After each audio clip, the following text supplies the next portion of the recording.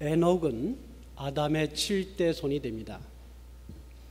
에녹에 대한 창세기 기사는 창세기 5장에 기록되었는데 이렇게 되어 있습니다. 에녹은 65세에 무드셀라를 낳았고 무드셀라를 낳은 후 300년을 하나님과 동행하며 자녀를 낳았으며 그는 365세를 살았더라. 에녹이 하나님과 동행하더니 하나님이 그를 데려가심으로 세상에 있지 아니하였더라. 이 기사는 창세기 5장 1절부터 나와 있는 아담의 계보, 특별히 그의 셋째 아들 아벨이 죽은 후에 다시 얻게 된 셋째 아들 셋의 후손들을 기록하고 있는 족보 가운데 나타난 기사입니다. 이 창세기 5장의 기사는 그 앞에 4장 16절부터 나타나는 가인의 족보와 대조가 됩니다. 이들 족보들을 대조해 보면 그 당시 고대 세계, 고대 사회의 중요한 정보들을 얻게 됩니다.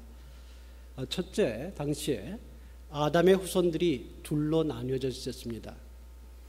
동생 아벨을 살해한 가인의 계열을 통하여 후손들이 나타나게 됩니다. 그리고 죽은 아벨을 대신해서 얻게 된 셋째 아들 셋을 통해 또 다른 아담의 후손들이 나타나게 됩니다. 흥미롭게도 창세기 기자는 가인의 계열을 아담의 계열에서 분리시켰습니다.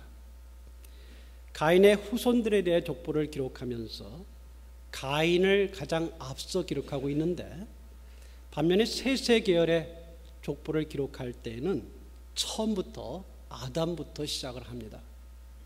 그것은 의도적으로 셋의 후손을 아담의 정식 계열로, 정식 후손으로 보고 가인의 계열을 분리시킨 것입니다. 둘째, 가인의 후손들과 이 셋의 후손들이 대조가 되는데 그 차이가 먼저 어떤 것이 있냐면 가인의 계열들을 가만히 우리가 살펴보면 가인 계열의 기록의 특징은 인류의 문명을 기록하고 있다는 것입니다. 가인이 먼저 성을 쌓습니다. 그의 아들의 이름을 따라 에녹이라고 했습니다. 이 에녹은 오늘의 주인공 에녹은 아닙니다. 그리고 가인, 에녹, 이랏, 무드사엘, 라멕 또 그의 아들들인 야발, 유발, 두발가인으로 이어지는 족보에서 야발은 가축을 치는 자의 조상으로 나타납니다. 이미 아벨이 양을 쳤었습니다. 그러나 이 야발은 양을 치는 범위를 넘어서서 보다 본격적으로 가축을 치는 그 범위가 커진 것 같습니다. 그리고 유발은 수금과 퉁소를 잡는 모든 자의 조상이라고 했는데 여기서 뮤지션, 음악가가 또 아티스트가 나오기 시작하는 것 같습니다.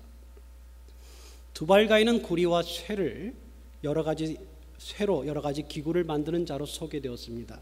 그러니까 대장장이었을 것입니다. 이때서부터 금속업이 그리고 관공업이 시작되었다 이렇게 볼 수 있겠습니다. 이렇게 볼 때 가인의 후손들은 놀랍게도 첫 인류의 문명을 일으키는 자들이었습니다. 셋째로 우리가 셋의 계열을 살펴보게 되면 아담, 셋, 에노스, 게난, 마랄렐, 야렛, 에녹, 무드셀라, 라멕, 노아로 이어지게 되는데 이 셋의 계열의 특징은 좀 이상합니다. 그 내용을 살펴보면 어떻게 나오냐면 누구를 낳고 얼마나 살다가 죽었다 그거밖에 없습니다. 누구를 낳고 누구를 낳은 후 몇 년을 지내며 자녀들을 낳고 몇 세를 살고 죽었다라는 기록이 셋의 후손들의 계보의 기록으로만 남아 있습니다. 매우 평범한 기록이기 때문에 어떻게 보면 실망스럽게 보이기도 합니다. 왜 이렇게 평범한 기록일까라는 것입니다. 누구를 낳았다라는 것은 가인의 계열에도 나타나지만 차이가 있는데 흥미롭게도 몇 년을 살았다라는 부분이 차이가 있습니다. 가인 계열의 족보에는 그들이 살았던 연수가 나오지 않습니다. 몇 년을 살았는지 우리는 알지 못합니다. 강조점이 없습니다. 그런데 셋 계열 사람들의 연수를 보면 상상할 수 없을 정도로 그들의 수명이 깁니다. 아담은 930세, 셋은 912세, 에노스는 905세, 게나는 910세, 마랄렐은 895세, 야렛은 962세, 에녹은 죽지 않고 365세에 하나님께서 데려가셨고 가장 오래 산 무드셀라는 969세에 죽었습니다. 제일 빨리 죽은 사람이 라멕인데 777세, 노아는 950세에 죽었습니다. 지금 시대에는 상상할 수 없는 엄청난 장수의 축복, 이것이 셋 계열의 특징이었습니다. 홍수 전에 고대 사회가 다 이렇게 오래 살았는가? 그건 잘 모르겠습니다. 그러나 적어도 셋 계열은 가인 계열과 다른 점은 특별히 오래 살았다, 이렇게 우리가 창세기에서 볼 수 있습니다. 아담과 하와가 에덴 동산에 쫓겨난 후에 적어도 셋 계열의 인류는 이렇게 상당한 수명을 살고 있었는데, 그러다가 큰 홍수가, 노아의 홍수가 있고 자연 질서에 엄청난 변화가 온 후에 인류의 수명은 그때를 전후해서 120세 아래로 정착되었다, 이렇게 볼 수 있겠습니다. 넷째, 가인 계열과 셋 계열의 족보 기록에서 대조되고 있는 또 한 가지 점이 있는데, 그것은 그 6대손에 대한 기록입니다. 이 6대손은 아담으로 보면 7대손이 되는데, 가인의 6대손은 라멕이고, 그리고 셋의 6대손은 오늘의 우리 주인공인 에녹입니다. 라멕은 그의 조상이었던 가인처럼 살인자였습니다. 살인자였는데 살인의 정도가 더 심해졌습니다. 그가 몇 사람을 죽였는지는 본문에 정확하게 나와 있지 않습니다. 그 내용이 두 사람이다, 이렇게 볼 수도 있고 한 사람을 말하는 것이다, 시적인 표현이니까 그렇게 볼 수도 있습니다만은, 어쨌거나 그가 죽인 사람이 어린 소년이었다, 이것은 그의 고백에서 나타나 있습니다. 라멕 자신이 그 자신을 저주한 시가 기록되어 있는데, 가인을 위해서는 벌이 7배일진데 라멕을 위해서는 벌이 77배이다. 이렇게 그가 그의 괴로움을, 그의 죄악으로 인한 죄책의 참혹함을 그가 토로하고 있는 부분이 본문의 창세기에 기록되어 있습니다. 가인의 6대손이 살인자로 등장하는 반면 셋의 6대손인 에녹은 그와 완전히 반대였습니다. 에녹이 하나님과 동행하더니 하나님이 그를 데려가심으로 세상에 있지 아니하였더라. 창세기 5장 24절에 이렇게 기록되어 있습니다. 그래서 에녹은 하나님과 동행하는 사람이었다. 하나님과 동행하는 사람이었다, 이렇게 성경은 기록하고 있는데, 가인 계열의 초점이 살인자 라멕에게 맞춰져 있고 셋 계열의 족보의 초점이 믿음의 사람 에녹에게 맞춰져 있다는 것은 흥미로운 일입니다. 라멕은 땅에 속했고 에녹은 하늘에 속했습니다. 라멕은 땅을 사랑한 사람이었고 에녹은 하늘을 사랑한 사람이었습니다. 하나님과 동행했다. 이 동행하다는 것은 하나님과 함께 걷는다라는 표현입니다. 하나님과 함께 동행하며 걷는다, 하나님과 함께 사귀고 산다라는 것. 이미 그 땅은 타락으로 인해서 손상된 땅이었습니다. 그런데 그 땅에서 그는 하나님과 함께 살았습니다. 하나님과 함께 동행했습니다. 하나님과 함께 깊은 사귐을 가지고 있었습니다. 아름다운 사귐이었습니다. 이미 하나님은 에덴 동산이 아니기 때문에 이미 보이지 않는 것이, 보이지 않으시는 하나님이었어요. 에덴 동산이 하나님께서 보이셨는지 아닌지는 모르지만 이미 그 땅하고는 다른 척박한 땅에서 에녹은 살고 있었습니다. 그러한 하나님과의 동행의 삶이 우리에게 주는 도전은 무엇인가라는 것입니다. 먼저 우리가 생각할 때에, 우리가 믿음의 위인들을 우리가 살펴볼 때에 정말 우리가 생각해야 될 중요한 것은 그들도 사람이다라는 것입니다. 그들도 우리처럼 사람이다라는 것입니다. 믿음의 위인들이, 믿음의 사람들이, 선조들이 위대하다 이렇게 볼 수 있지만, 그러나 그들이 위대하기 때문에 우리와 다르다, 이게 아니라 그들도 사람이고 또 그들이 사람으로서 그렇게 믿음을 가지고 하나님께서 영광 받으시고 하나님께서 기뻐하셨기 때문에 그 믿음이 오늘날 우리에게 도전을 주고 우리도 제대로 한번 믿어보자, 이렇게 우리에게 말씀을 주신다는 것입니다. 그 시대에 물론 그가 세세 계열로 좋은 가문에서 태어났습니다. 그러나 그 가문에 들었던 사람들이 다 믿음에 있어서 돋보였던 것은 아닙니다. 아담의 7세 손인 에녹 앞에 히브리 기자에 의하면 정말 믿음으로 인정되는 사람은 아벨밖에 없습니다. 많은 사람들이 있지만 다 믿음으로 인정된 것이 아니었습니다.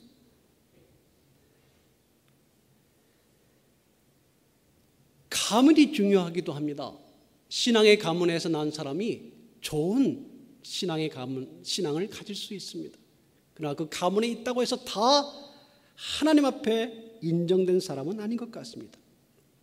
이 시대는 에녹이 살고 있었던 때는 아담이 살아있었을까요?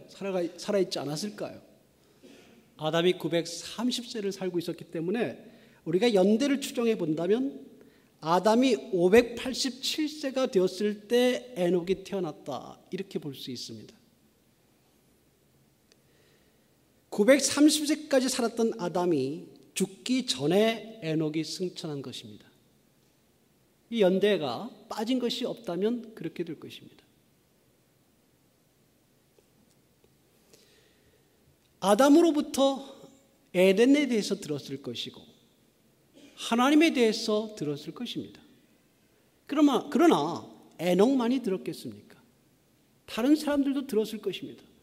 그러나 그 중에서 에녹은 하나님과 특별히 동행하는 믿음을 가진 사람이 되었습니다.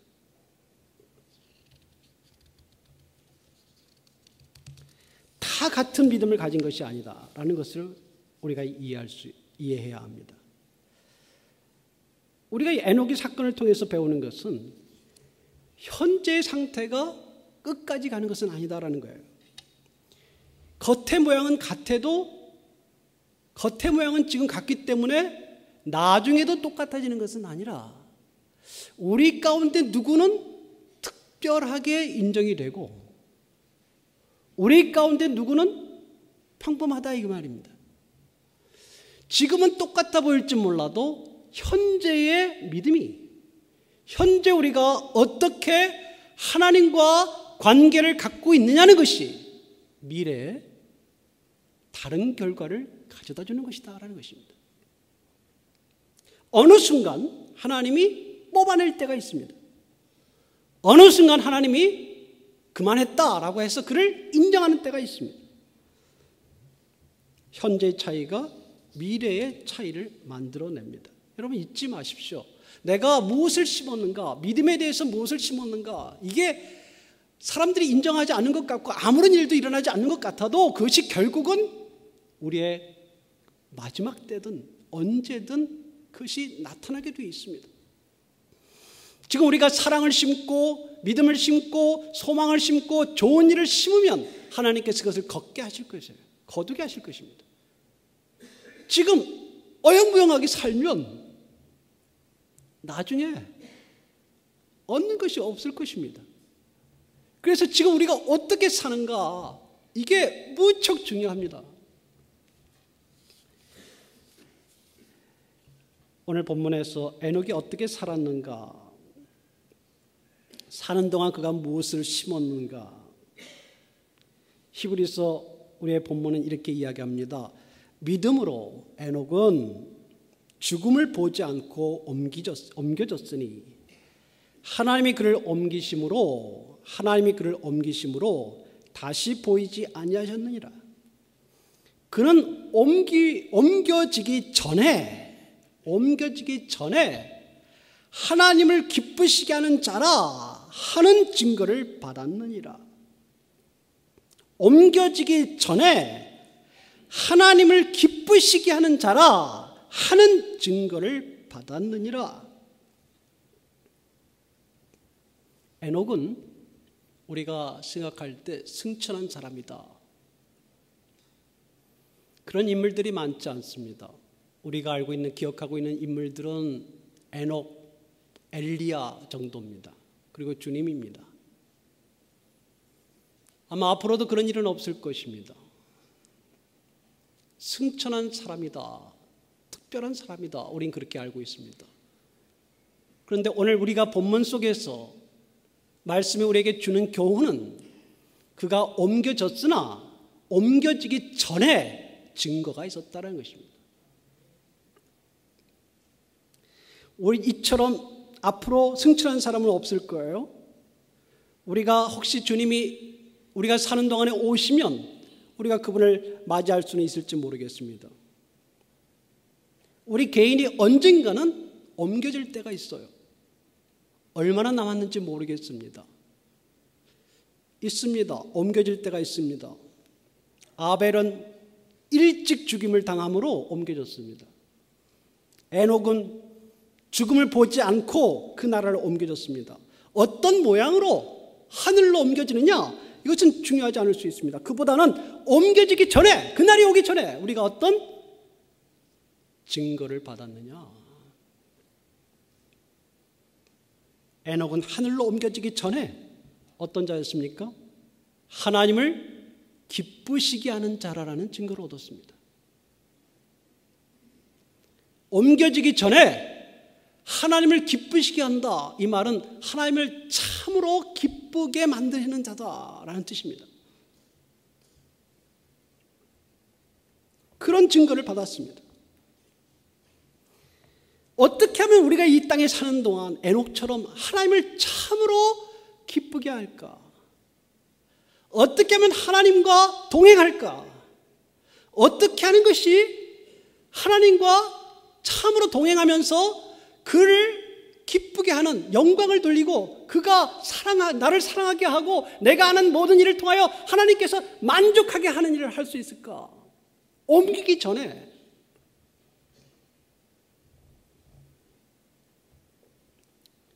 우리가 이 땅에서 무엇에 투자하느냐 관련이 있습니다. 보이는 것에 투자하면 결코 하나님을 기쁘게 할 수 없습니다. 보이지 아니하시는 하나님께 투자할 때 하나님을 기쁘게 할 수 있습니다. 이 땅의 삶은 무엇이냐? 이 땅의 삶은 하나님을 기쁘게 하는 삶이어야 합니다. 인간은 그것으로 평가를 받아요. 그리고 영원한 보상을 받게 됩니다. 이 땅에서 내가 예수 그리스도, 우리를 위해 오신 예수 그리스도를 믿는 것도 그것입니다. 하나님을 기쁘게 하는 일입니다. 우리가 예수 그리스도의 말씀대로 사는 것도 그것입니다. 그것이 하나님을 기쁘게 하는 것입니다. 그 믿음의 삶이 미래를 결정한다는 것입니다. 여러분 어떻게 살고 계셔요?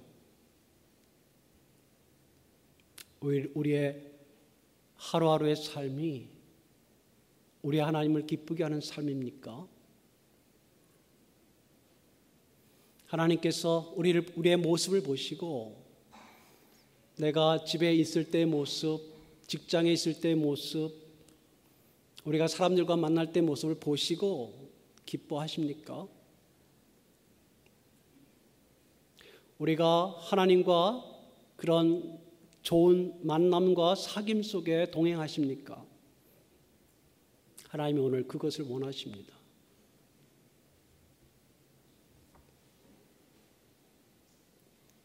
에녹의 삶은 하루 이틀이 아니었습니다, 여러분. 하나님과 동행하며 그분을 기쁘게 하는 삶이 무려 300년 동안 지속됐습니다. 300년 동안.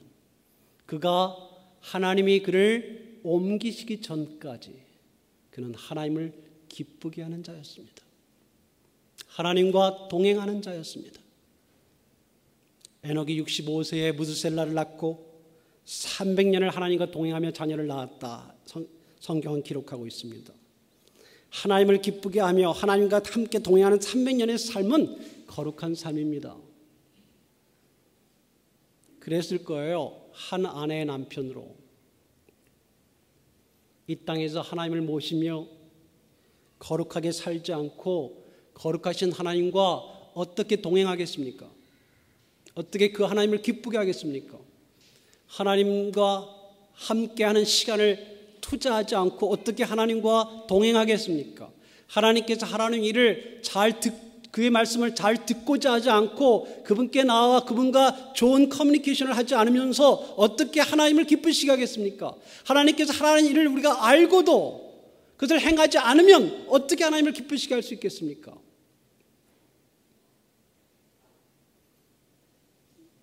하나님을 만나야 하고 찾아야 하고 그리고 그 찾은 하나님과 함께 있어야 하고 함께 있는 시간이 많아야 하고 다른 것 쓸데없는 것 하나님과 사귀는데 방해되는 것을 물리치지 않고 어떻게 우리가 하나님과 함께 할 수 있겠습니까? 어떻게 하나님과 동행할 수 있겠어요? 어떻게 하나님을 기쁘시게 할 수 있겠습니까? 우리를 산만하게 하는 많은 것들이 있습니다. 그것들을 우리가 제어하지 않고 어떻게 우리가 하나님을 기쁘시게 하고 그와 동행할 수 있겠습니까? 어떻게 우리의 삶을 거룩하게 하지 않고 어떻게 하나님과 동행할 수 있겠습니까? 어떻게 우리가 하나님이 기뻐하시는 것을 행하지 않으면서 어떻게 하나님을 기쁘시게 할 수 있겠습니까? 에녹은 300년 동안 그렇게 했습니다. 그가 옮겨지기 전에 하나님을 기쁘시게 하는 자라 인정받았습니다. 그리고 하나님이 그를 옮기셨던 것입니다. 그 시대는 어떤 시대입니까? 이미 타락한 문화가 범람하던 시대 아닙니까? 하나님께서 그들의 패역함을 보시고 사람들을 물로 심판하려고 하셨던 노아의 홍수가 얼마 있지 않아서 시작하는 바로 그 시대였습니다. 하나님과 처음 동행했던 사람은 인류의 시조인 아담과 하와였습니다. 그들은 하나님과 함께 대화도 하고 에덴 동산에서 거닐기도 했습니다. 그러나 범죄에 쫓겨나서 하나님과의 동행은 그것으로 끝났어요. 에덴에서의 하나님과의 동행, 그 아름다웠던 기억이 사라진 것입니다. 동산에서 쫓겨난 아담의 후손인 인간에게는 하나님과 동행하는 삶이 더 이상 가능하지 않은 것입니까? 더 이상 거룩하지 않는 이 거친 땅에서 인류는 하나님과 동행할 수 없는 것입니까? 여러분이 답을 아십니다. 동행할 수 있습니다. 에녹이 그것을 보여주고 있습니다. 아무리 타락한 시대에, 아무리 타락한 땅에서, 아무리 척박한 환경 속에서라도 하나님과 동행할 수 있습니다. 하나님을 기쁘시게 할 수 있습니다.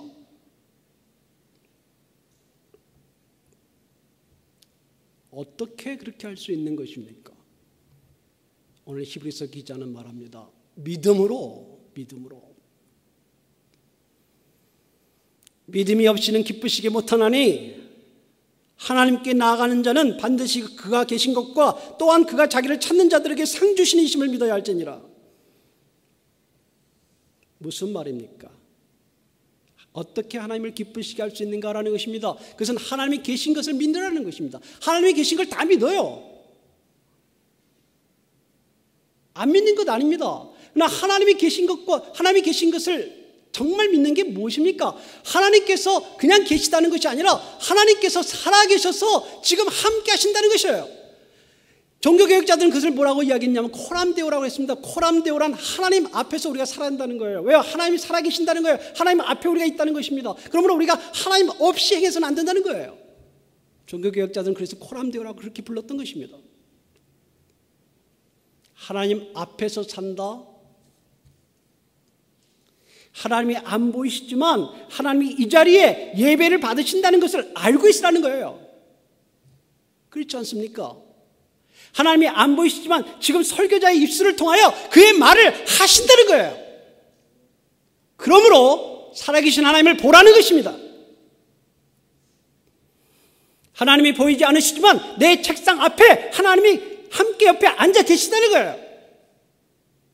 하나님이 안 보시지만 지금 우리 회의하는 그 석상에 하나님이 계신다는 거예요. 하나님이 계신다는 거예요. 그것입니다. 그러므로 우리가 하나님 앞에서 하나님과 함께 하나님을 기뻐하게 하는 것이 무엇일까 생각하라는 것입니다. 그것이 바로 믿음입니다. 믿음이 없이는 하나님을 기쁘시게 할 수 없다. 하나님을 무시하고 하나님 없는 것처럼 행동하고 하나님을 믿으면서도 이 자리에는 하나님 없으시겠지라고 생각하는 불신앙, 회의 또는 하나님과 무관한 삶을 살지 말고 가정에서나 직장에서나 교회에서나 어디서나 하나님과 함께 살아계신 하나님, 계시는 하나님, 그가 어디서나 계신다 그랬어요. 그분이 떠나지 않는다고 했습니다. 그분이 너희와 항상 함께 있다고 그렇게 약속하셨습니다. 그러므로 그 하나님을 바라보라는 거예요. 그리고 찾는 자에게 상을 주신다. 무슨 말입니까? 그에게 나아가 그를 바라보는 자에게 하나님께서 함께 하신다는 거예요. 하나님께서 가만히 계시는 분이 아니라 하나님이 사역하시는 분이다라는 거예요. 사역하시는 분. 가만히 옆에 계시기만 하는 게 아니라 하나님께 부탁하라는 거예요. 그럼 하나님이 일을 하신다는 거예요. 그 하나님께서 옆에 계시는데 하나님의 뜻이 있다는 거예요. 그 뜻을 순종하면 하나님이 기뻐하신다는 거예요. 그리고 그 기뻐하신 뜻에 따라서 하나님께서 보상해 주신다는 거예요.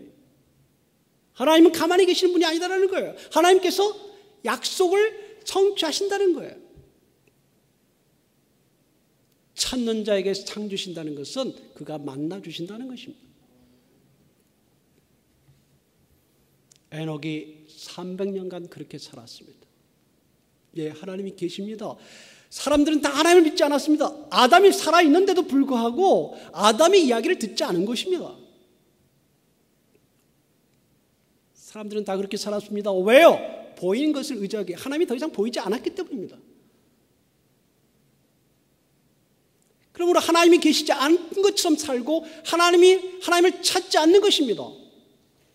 하나님을 믿어온 믿음의 가문에서조차도 아마 이러한 살아있는 믿음을 가지지 못했던 것 같습니다. 그러나 에녹이 달랐던 것입니다. 그러므로 그가 위대한 믿음의 사람이 된 것입니다. 하나님을 믿어도 그 삶에서 하나님을 잊어버리고 살 수 있어요. 하나님을 믿어도 그분께 나아가지 않을 수 있습니다. 보이지 않으시는 하나님에 대한 믿음, 그러나 살아있는 하나님에 대한 믿음을 가지고 나아갈 때 주님께서 응답하시고 주님께서 만나주시고, 아니 그뿐만 아니라 주님께서 기뻐하시고 그의 하나님이 되어주실 것이다 라는 것입니다. 에녹은 아벨의 하나님을 그의 하나님으로 모셨습니다. 에녹은 아벨의 하나님이셨던 그분을 아벨의 하나님으로만 머물러 있으시도록 하지 않았습니다. 그 아벨의 하나님을 그의 하나님, 나의 하나님으로 모셨습니다. 하나님은 예전에도 계셨고 지금도 계시고 앞으로도 계실 것입니다. 언제든지 계십니다. 그러나 하나님을 찾지 않으면 하나님을 알지 못할 것입니다. 하나님을 찾고 하나님과 함께하기를 원하고 하나님을 갈구하고 사슴이 신의 문을 찾아 갈급함 같이 우리가 하나님을 바라보고 갈급하면 갈급할수록, 그래서 하나님을 찾으면 찾을수록 하나님께 나아가 기도하고자 하고 하나님의 말씀을 듣고자 하면 할수록 그 하나님을 우리가 더 얻고자 하면 할수록 우리는 하나님과 동행하게 되고 하나님을 기뻐하게 하는 그러한 사람이 될 것입니다. 자, 에녹과 함께 하셨던 하나님, 300년 동안 에녹과 동행하셨던 하나님, 300년 동안 그 에녹의 믿음을 보시고 기뻐하셨던 그 하나님이 이제 누구의 하나님이신가요? 여러분의 하나님이십니까? 여러분의 하나님이신 줄 믿습니다. 유다서에 의하면 에녹은 선지자였습니다. 첫 번째 선지자였 셈입니다. 선지자직은 특별한 소명일 것입니다. 그러나 여러분, 하나님과 함께 살아가면 어떤가요? 하나님을 참 사랑하고 하나님을 찾고 하나님의 은혜를 얻는 사람은 하나님을 말하고 싶겠죠. 전도를 해야 되는 게 중요합니다, 물론. 그러나 그 전에 하나님과 더 많이 사귀면 사귈수록 우리 입에서 예수님이 이야기가 나올 수밖에 없는 거예요. 그 순서가 그렇게 됩니다. 그러니까 우리가 더욱더 그리스도를 찾아야 됩니다. 그럼 우리가 이 땅에 할 말을 하고 이 땅에 주님의 그 선하심과 인자심과 주님의 은혜를 선포할 것입니다. 유다서에 의하면 에녹은 그리스도의 재림 때 있을 심판에 대하여 경고했다고 합니다. 에녹은 예수 그리스도를 당연히 몰랐습니다. 그러나 심판에 대하여 그는 알고 있었습니다.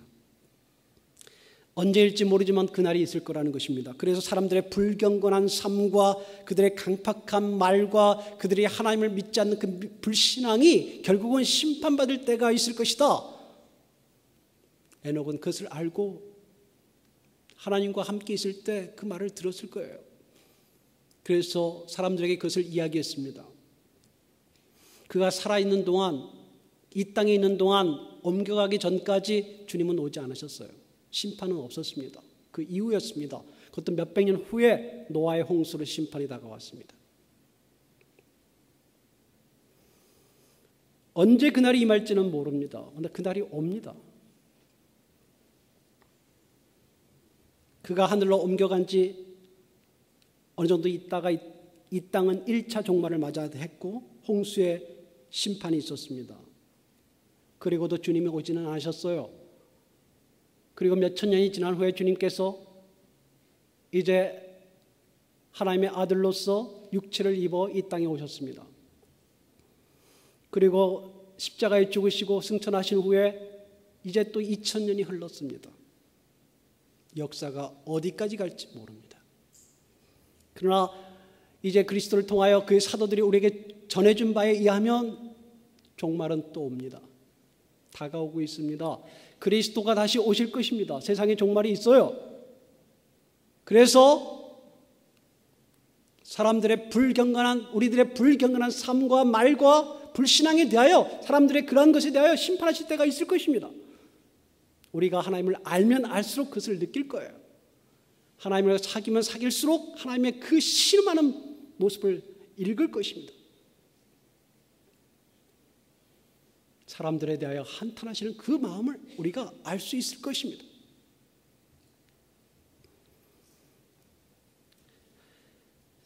그날이 언제 올든지 그날을 기다리고 하나님과 함께하는 믿음을 가진 사람들, 현재를 믿음으로 사는 사람들, 아벨처럼 일찍 죽임을 당해도 좋습니다. 에녹처럼 옮겨져도 좋습니다. 아니 언젠가 때가 돼서 자연스럽게 우리를 이 육체에서 떠나가게 하셔도 우린 좋습니다. 중요한 것은 우리가 옮겨지기 전에 우리는 믿음으로 살 것입니다. 그렇게 살아야 할 것입니다. 여러분에게 이 믿음을 새롭게 하시는 하나님의 은혜가 여러분에게 있기를 바랍니다. 기도하겠습니다. 믿음으로 살게 하여 주옵소서. 하나님이 계신 것과 그를 찾는 자와 함께 하시고 상을 주시는 하나님, 그 하나님을 바라보며 살게 하셔서 우리 안에 하나님께서 기뻐하지 아니하시는 것들을 버리고 하나님께서 기뻐하시는 것들을 더욱더 많이 그 일들을 감당하며 하나님과 깊은 사귐 속에 이 땅에 살게 하여 주옵소서. 예수님의 이름으로 기도했습니다. 아멘.